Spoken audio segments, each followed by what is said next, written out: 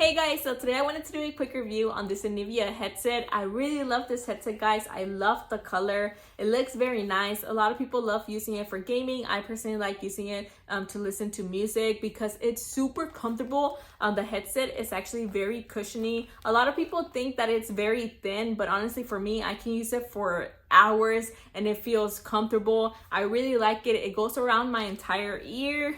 And now it looks like this. It feels very comfortable. I really like that it goes over my entire ear. Now the mic here, I love that it's adjustable so you can just move it around. It's also flexible.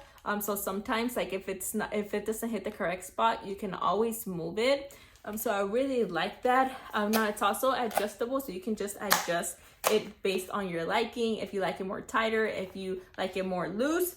Now it does come with a little mic piece, so you can just mute it, unmute it, and then this is how the plug looks like. So it's not a USB plug, it's actually this little plug here. Now as for sound quality, guys, I think it's pretty decent. Obviously it's an affordable headset, so it's not going to be like a professional mic and sound, but overall I really like it. I think it's super comfortable. I use it to listen to music. My brother uses it for gaming, and I think it's a great headset. I would definitely recommend it.